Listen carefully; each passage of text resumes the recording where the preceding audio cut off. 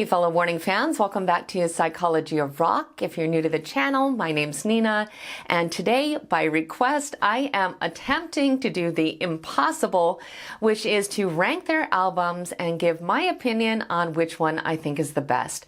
And when I say impossible, I really do mean it, because all of their albums are absolutely phenomenal, and all of them, for different reasons, could easily be someone's favorite. It's also really hard to compare them because, to me at least, they offer such different listening experiences. So depending on what mood you're in or what aspects of their music you are most drawn to in that moment, it could definitely change. But believe it or not, I actually do have a definitive favorite album, and I'll of course talk about why when we get to it. And I am so curious to hear if you agree with my choice. But I have to first say that I genuinely love all of their work. They literally cannot write a bad song. So it was really hard trying to rank the rest of their albums. I also realized when you guys asked me to do this that I had never listened to the albums back to back in the correct order. But last weekend, I wanted to finish a painting that I've been working on, and I thought it would probably take the entire day. So I just put them on one after another, and it was so fun hearing their evolution and their growth. And I feel like you could also kind of hear what their influences were when they were writing each album. Now, I'm still not 100% sold on the order that I'm going to give to you today because, like I said, they all deserve to be in the top spot for one reason or another. And I really want to know in the comments how you would rank these albums, or if you just feel that it really is an impossible thing to do. But either way, let's just go ahead and dive in. And I'm only going to be talking about the 4 full-length albums, even though it was through the Mayday EP that I even found the band. And even though I feel that Escape the Mind is just mind-blowing, considering how young they were when they wrote it. But for each of the 4 albums that we are discussing today, I want to talk about what I love the most about all of them, what songs I like the best, and also what I think really makes each album unique and really sets them apart from the other albums. So in the 4th spot, I'm going to go with 21st Century Blood. This album was released in 2017, and it's just an unbelievably strong first album. It's number 4 literally only because something has to go here. But honestly, I love this record, and there are so many genuinely brilliant songs on the album. Overall, I would describe it as kind of the most traditionally classic rock album out of all of them, even though there is a lot of diversity between the songs. As we all know, they started out doing rock covers, and the influence of a lot of these bands that they were initially emulating, I think, can definitely be heard, which to me is fantastic because I pretty much love all of the bands that they were covering at the time. There's a nice mix of guitar-based songs and piano, and even though you can clearly hear in their voices that they were younger when they recorded it, I think the songs are actually really mature in their musicality and delivery. Just fantastic song structure and composition all around. Now, were they as developed or experienced as songwriters or performers as they are now? Probably not, but as a first full-length album created by teenagers without the backing of a major label, I think the entire thing is incredibly impressive. The songs are catchy and memorable, and even lyrically, this album stands out as being better than like 99% of the albums that are written by adults right now. One of my favorite songs on the album is the title track. I think it has really insightful social commentary. I love the guitar solo. Another favorite for me is the song Survive. I think it has flawless harmonies, it's got incredible energy, and it almost seems like the lyrics were intentionally written so that the audience could sing along to them. Black Holes is another standout for me, and it was so amazing to see it perform so impeccably at the Pepsi Center last year. It's just such a beautiful, poignant song. Another one of my favorites probably has to be When I'm Alone. I love the story of how it was written. I love Dany's vocals. I also really like Unmendable and Copper Bullets. I think there's some fantastic storytelling going on there. But honestly, not a bad song on the entire album. But moving on to my pick for the number 3 spot, we have the band's newest release, Keep Me Fed, which came out in 2024. And it almost pains me to put it in this spot because it is an absolutely outstanding album. There are just others that I like even more for different reasons, but I was not the least bit disappointed when I heard it. I immediately loved it, and I was just so happy for them. This is a no-skip album. I really like the vibe of it. I know that some people have been very vocal about their feelings about the new sound and the new production, but I personally think it's awesome, especially because it is the sound that they want to be creating right now. I grew up in the punk scene and I love alternative music, so I actually think this was a great direction for them to explore. I love the baritone guitars, and I really like the introspective and kind of personal lyrical themes that they chose for the album. I've actually done analyses on almost all of the songs off of Keep Me Fed. I think I'm just missing Apologize at this point, which I will get to soon.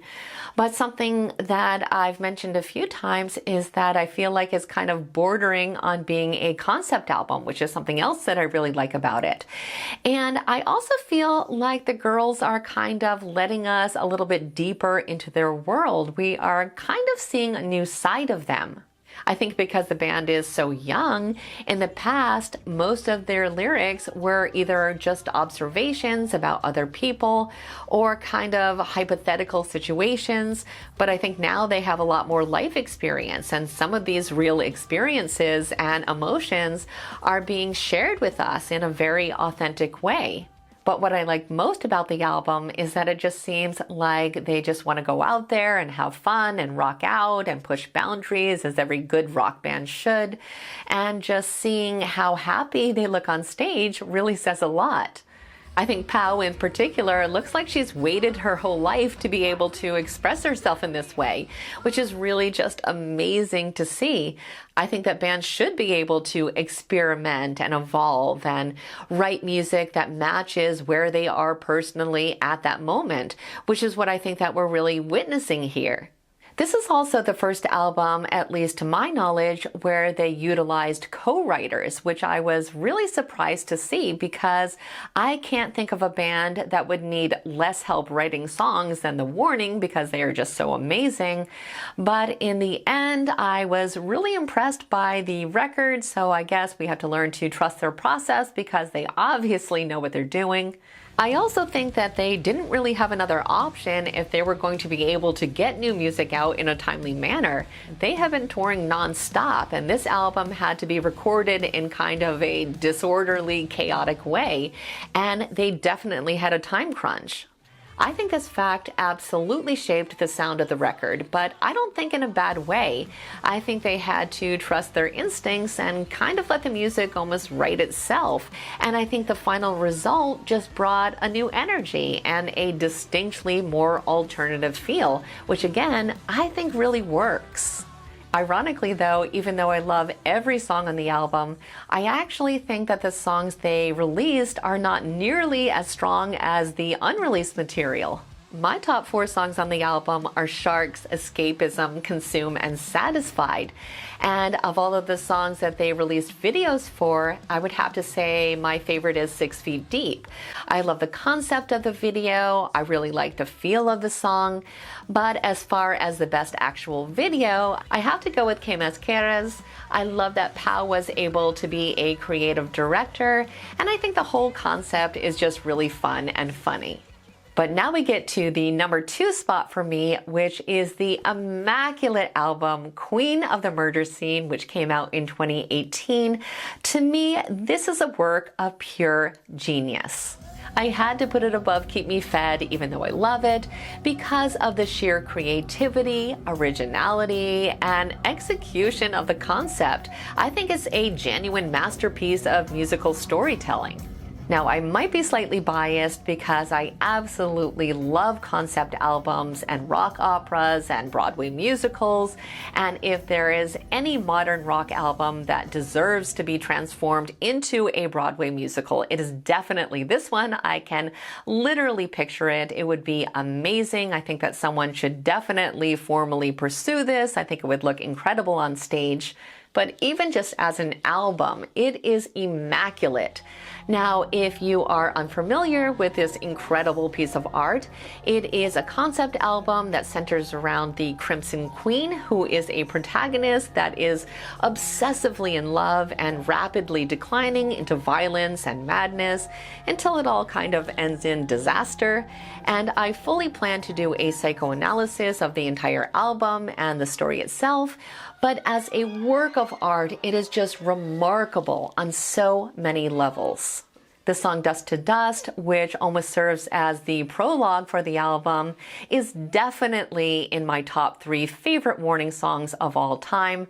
But the entire album is just so incredible, just so many truly brilliant compositions. I think this is especially true given that they were literally just children when they wrote this album.